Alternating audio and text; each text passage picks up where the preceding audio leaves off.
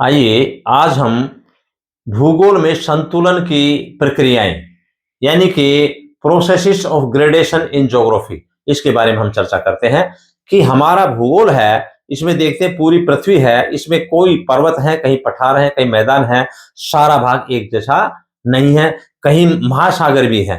तो इस प्रकार से देखते हैं कोई भाग बहुत ऊंचा है, कोई भाग बहुत ही नीचा और गहरा भी है। इस प्रकार से हमारी प्रोसेस चलते रहते संतुलन के।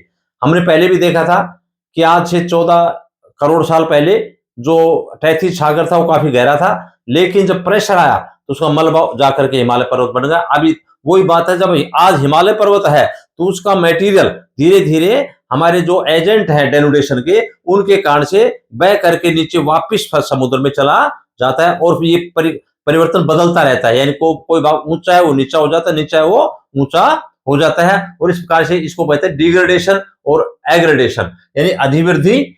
हमारी संतुलन की प्रक्रिया में निम्नीकरण भी होता रहता है और अधिवृद्धि भी होती रहती। कैसे ऊंचा भाग नीचा हो और नीचा हो कैसे ऊंचा हो, इसके बारे में हम चलता देखते हैं। यहाँ डिग्रेडेशन, अब इसका मतलब ये है डिग्रेडेशन में कि कोई भाग ऊंचा उठा हुआ है।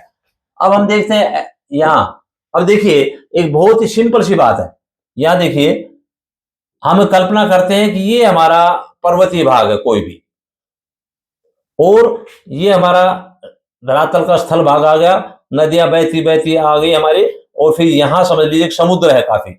इस तरह से हम ये कल्पना करती है।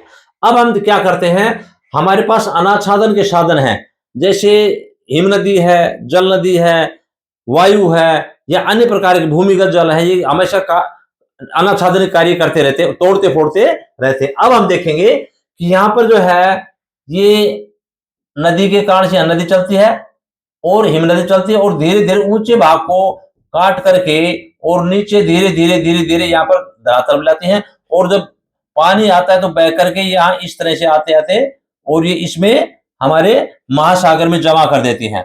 यहाँ से जो ऊपर का भाग था कई सालों के बाद में कटने के बाद में, और यहाँ धीरे धीरे ऊपरी भाग जमा होता रहता है। तो ये क्या होगा, जो ऊंचा भाग जो ऊपर का कट जाता है उसे कहते हैं निम्नीकरण, डिग्रेडेशन हो जाता है इसका। और यहाँ नीचे जो तली है महासागर की ये ऊंची हो जाती है, इसे कहते हैं एग्रेडेशन। अब धीरे धीरे कई सालों के बाद में, करोड़ों सालों के बाद में क्या होता है, धीरे धीरे ऊपरी भाग फिर कट जाएगा और ये बढ़ता रहता है। यानी हिमालय पर्वत या पर्वतीय भाग या ऊंचा भाग है वो कटता रहता है, यानी कि चाहे नदी हो चाहे हिम नदी हो, उसके कारण से ये ऊपरी भाग ऐसे धीरे धीरे कटता रहता है और ये भाग बढ़ता रहता है। यानी जो भाग नीचे हो जाएगा उसे निम्नीकरण।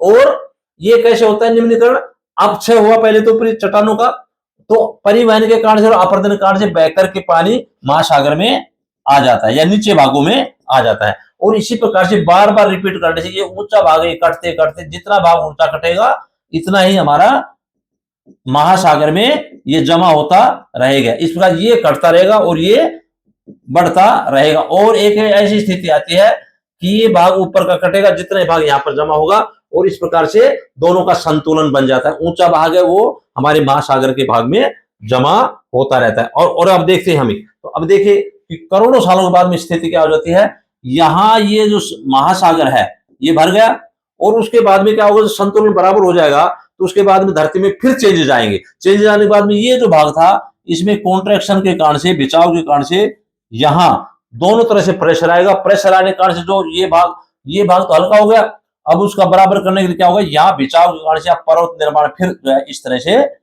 यहाँ पर्वत निर्माण बन जाता है, और ये कटने के बाद फिर वापिस इधर हो जाता है। इस प्रकार से हमारे धरातल के अंदर प्रक्रियाएं हमेशा चलती ही रहती है। यानी कि कभी ऊंचा भाग है वो नीचा हो जाता है, नीचा भाग है वो ऊंचा हो जाता है, और ये प्रक्रिया हमेशा चलती रहती है। हमारा प्रकृति का परिवर्तन का नेचर है।